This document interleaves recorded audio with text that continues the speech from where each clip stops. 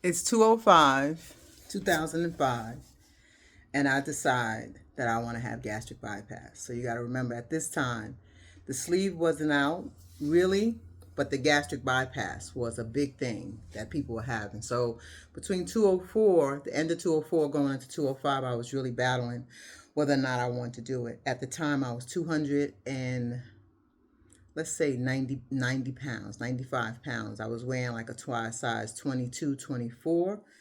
I'm pretty shapely, so sometimes it's hard. I'm that one of them people that they say you carry your weight well, whatever the hell that means. So my marriage is the shit. I had just newly opened up my own daycare. So there's a lot going on. But most important, my marriage was depleting me.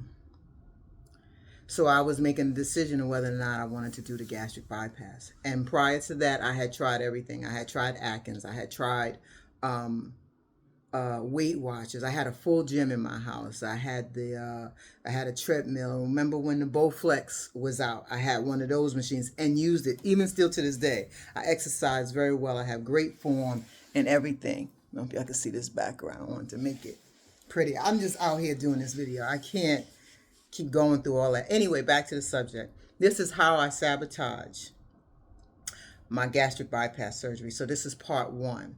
Stay with me because this is going to be real interesting. It might help some people who have either had it or who are thinking about what they have now, what's out here now. I think it's the sleeve. I'm not sure. And then we also have people taking, the Ozempics and stuff like that. Different things that are helping people with their weight. And as you can see, I'm still full figure. Right now, I think I'm 240. Okay? And this is 2024. This is back in 2025. So I make the decision, and at the time, in order to get the gastric bypass, you had to have a 6 months period of going to your doctor, showing that you were ready to make a life change. So I had to have monthly visits with my physician at the time. I'm living in Brooklyn. I'm a New Yorker. All New Yorkers say that shit, right? But I live in Texas now. That's another story. I lived in a few states. But anyway, I'm in Texas. But at the time, I lived in New York. I live in Brooklyn with my ex-husband, my husband at the time. And I'm making this decision to have gastric bypass surgery. So I let family know. My sisters, they were right there with me. They understood my plight because they seen me, try so many different things. Tell you this, what I didn't know is about insulin resistant. We'll talk about that too. So remember, this is part one, how I sabotaged myself after having gastric bypass surgery. So like I was saying, I have to visit my doctor once a month, and I was on Weight Watchers at the time. I also had to attend meetings. I had my surgery at Mount Sinai Hospital. What's that? The Upper West Side in Manhattan. Beautiful hospital, beautiful establishment. So we had monthly meetings there because this was big. Remember, it's 2005. We live in a whole nother world right now. I don't even know what's out there in terms of these surgeries anymore. So I'm going to my meetings. I'm meeting my doctor. They teach you about all of the different 5 incisions. It's very innovative. It's an in and out. You have the surgery. The next day you go home.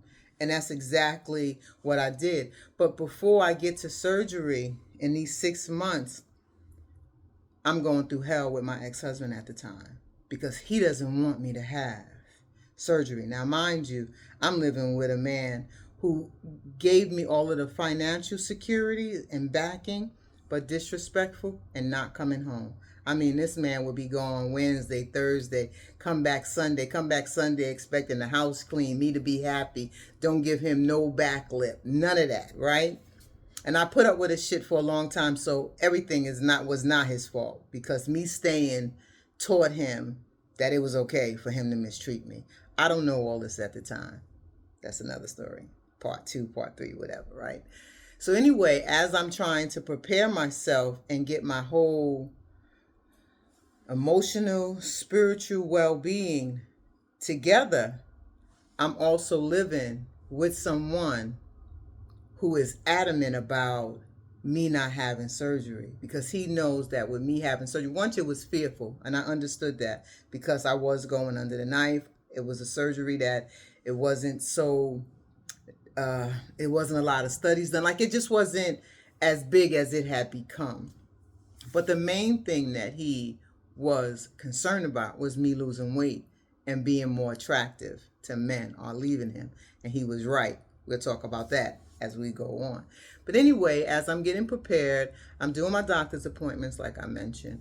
I am on Weight Watchers trying to lose weight. I'm still trying to keep up because you have to change your behaviors, right? I had to deal with my addiction to food, how I use food, understanding that my stomach was going to be smaller, understanding the foods that I can eat after surgery for a time period, like very soft food, so it's a lot. It was a lot into that in those 5 months, in those 6 months as I'm getting past. So it's the beginning of 2005, January 2005. My surgery is scheduled for August 5th of 2005. But in February, I get a call from my ex-husband, who's my ex-husband now, but I get a call from his mistress telling me that we got the same man. This is in February. I could laugh now, but you can only imagine the backlash that I'm going through with him, trying to get me to stop not go forward with this surgery. And then his woman calls me and lets me know that that's her man too.